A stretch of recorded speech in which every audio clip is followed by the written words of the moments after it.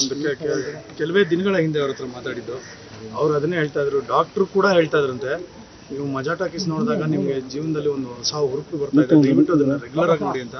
ನನಗೆ ಅಪರ್ಣ ಅವ್ರು ಹೇಳಿದ್ದು ಒಂದೇ ಒಂದು, ಥ್ಯಾಂಕ್ ಯು ಸುಜಾ, ನಂಗೆ ಒಂದು ಆಪರ್ಚುನಿಟಿ ಕೊಟ್ಟಿದ್ದಕ್ಕೆ. ನಾನು ಅವ್ರಿಗೆ ಹೇಳಿದೆ, ಥ್ಯಾಂಕ್ ಯು, ನನಗೆ ಒಂದು ಆಪರ್ಚುನಿಟಿ ಕೊಟ್ಟಿದ್ದು, ನಿಮ್ಮಂಥ ಒಬ್ಬ ಪ್ರತಿಭೆ ಜೊತೆ ನಾನು ಆ್ಯಕ್ಟ್ ಮಾಡೋದಕ್ಕೆ ಚಾನ್ಸ್ ಸಿಕ್ಕಿದ್ದು ಅಂತ.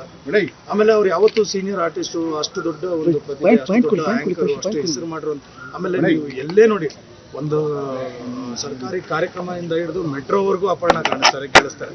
ಸೊ ಹಾಗಾಗಿ ಅವರು ದೂರದರ್ಶನ ಶುರುವಾಗಿದ್ದ ಹೊಸ ದಿನಗಳಿಂದನೂ ನಮ್ಮನ್ನೆಲ್ಲ ರಂಜಿಸಿರುವಂಥ ಒಂದು ಅದ್ಭುತವಾದಂಥ ಪ್ರತಿಭೆ.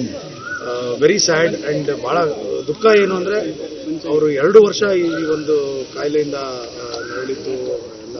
ಬಟ್ ನನಗಿಂತ ಹೆಚ್ಚಾಗಿ ನನ್ನ ಹೆಂಡತಿಗೆ ತುಂಬ ಕ್ಲೋಸ್ ಫ್ರೆಂಡ್, ಯಾಕಂದರೆ ಜೊತೆಲಿ ಕೆಲಸ ಮಾಡಿದರು. ನಾನು ಅಪರ್ಣ ಅವ್ರ ಜೊತೆ ಕೆಲಸ ಮಾಡಿದ್ದು ಮಜಾ ಟಾಕೀಸಲ್ಲೇ. ಮಜಾ ಟಾಕೀಸಿಗೆ ಫೋನ್ ಮಾಡಿದಾಗ ಶಿ ವಾಸ್ ವೆರಿ ಸ್ಕೇರ್ಡ್, ಯಾಕಂದರೆ ಅವ್ರ ಇಮೇಜೇ ಬೇರೆ.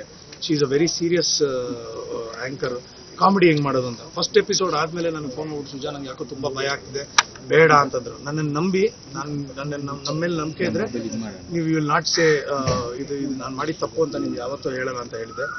ನಾವು ಆಸ್ಟ್ರೇಲಿಯಾಗೆ ಹೋಗಬೇಕಾದ್ರೆ ಫ್ಲೈಟಲ್ಲಿ ಕೂತ್ಕೊಂಡು ಹೇಳಿದ್ರು, ಆ ಒಂದು ಫೋನ್ ಕಾಲ್ ಇವತ್ತು ಆಸ್ಟ್ರೇಲಿಯಾ ಕರ್ಕೊಂಡು ಹೋಗ್ತಾ ಇದ್ದೇನೆ. ಅಷ್ಟು ಖುಷಿ ಪಟ್ಟಂತ ಒಂದು ವ್ಯಕ್ತಿ. ಖಂಡಿತ ಹೌದು. ಆಮೇಲೆ ನಮ್ಮ ಫ್ಯಾಮಿಲಿಗೆ ತುಂಬಾ ಹತ್ರ. ಅವ್ರಿಗೆ ಯಾವಾಗ್ಲೂ ನಾನು ಹಸು ಅಂತ ಕರಿತಾ ಇದ್ದೆ, ಯಾಕಂದ್ರೆ ಅವ್ರಿಗೆ ಯಾವಾಗ್ಲೂ ಏನಾದ್ರು ಒಂದು ತಿಂತಾ ಇರೋ ಒಂದು ಚಟ. ಸುಮ್ಮನೆ ಏನಾದ್ರು ಒಂದು ಕಡಲೆಕಾಯಿ ಬೀಜನೋ ಇಲ್ಲ ಕಡಲೆ ಪುರಿನೋ ಏನಾದ್ರು ಒಂದು. ಅವರು ನಾವು ಸ್ಕ್ರಿಪ್ಟ್ ಪ್ರಾಕ್ಟೀಸ್ ಮಾಡ್ಬೇಕಾದ್ರೆ, ಮಜಾ ಟಾಕೀಸ್ಗೆ ನಾವು ಸ್ಕಿಟ್ ಎಲ್ಲ ಮಾಡ್ಬೇಕಾದ್ರೆ ಯಾವಾಗ್ಲೂ ಬಾಯಿ ಇದೆ. ನಾನಂತ ಏನಮ್ಮ ಹಸು ತರ ಮೆಲ್ಕಾಗ್ತಿದ್ಯಾ ನೀನು ಅಂತ, ಆ ತರ ಒಂದು. ಆಮೇಲೆ she never use to feel offended. ಆ ಥರ ಒಂದು ವ್ಯಕ್ತಿತ್ವ, ತುಂಬಾ ತುಂಬಾ ಸ್ನೇಹಜೀವಿ. ಸರ್, ನಿಮ್ಗೆ ಯಾವಾಗ ಅಂದ್ರೆ ಅವರ ಅನಾರೋಗ್ಯದ ಪರಿಸ್ಥಿತಿ ಕಂಡುಬಂತು? ಯಾಕಂದ್ರೆ ಅವತ್ತು ಕೂಡ ಯಾರಿಗೂ ಕಾಣಿಸ್ತಾ ಇಲ್ಲ. ಅವರು ಪಾಪ ಅದನ್ನ ಗೌಪ್ಯವಾಗಿ ಇಟ್ಟಿದ್ರು, ಯಾಕಂದ್ರೆ ಶಿ ಫಾಟ್ ಇಟ್ ವೆಲ್. ಅವ್ರು ಕೀಮೋ ಎಲ್ಲ ಮಾಡಿಸ್ಕೊಂಡಾಗ್ಲೂ ತುಂಬಾ ಚೆನ್ನಾಗಿ ಅದಕ್ಕೆ ಪ್ರತಿಕ್ರಿಯಿಸ್ತಾ ಇದ್ರು.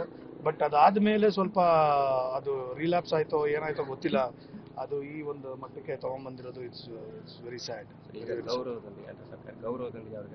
ನನಗೆ ಅದೊಂದು ಆಟ ಆಯ್ತು ಜಗ್ಗಿ. ಏನಂದ್ರೆ ಒಂದೇನಂದ್ರೆ, ಅವರು ಮಾಡಿರುವಂತಹ ಸಾಧನೆಗೆ ಒಂದು ಸರ್ಕಾರಿ ಗೌರವ ಸಿಗಲೇಬೇಕು ಅನ್ನೋದು ನನ್ನ ಒಂದು ಆಟ. ಅದಕ್ಕೋಸ್ಕರ ನಾನು ವಸ್ತಾರೆ ಅವ್ರಿಗೂ ರಿಕ್ವೆಸ್ಟ್ ಮಾಡ್ಕೊಂಡೆ, ದಯವಿಟ್ಟು ಒಂದು ಸ್ವಲ್ಪ ವೆಯ್ಟ್ ಮಾಡೋಣ, we have to send her with government salute. So ಹಾಗಾಗಿ ಪೊಲೀಸ್ ಪ್ರೋಟೋಕಾಲಲ್ಲಿ ಇವತ್ತು ಅವ್ರನ್ನ ಕಳಿಸ್ಕೊಡೋದಕ್ಕೆ ವ್ಯವಸ್ಥೆಗಳಾಗಿದೆ. ಅವರೆಲ್ಲ ಬರ್ತಾ ಇದ್ದಾರೆ. ನನಗೆ ಅವ್ರು ಮಾಡಿರುವಂಥ ಒಂದು ಸಾಧನೆಗೆ ಇದೊಂದು ರೆಕಗ್ನಿಷನ್ನು ಆ್ಯಂಡ್ ಇದು ಒಂದು ಸಲ್ಲಬೇಕಾಗಿರುವಂಥ ಒಂದು ಗೌರವ ಅಂತ ನನಗೆ ಅನಿಸುತ್ತೆ. Thank you.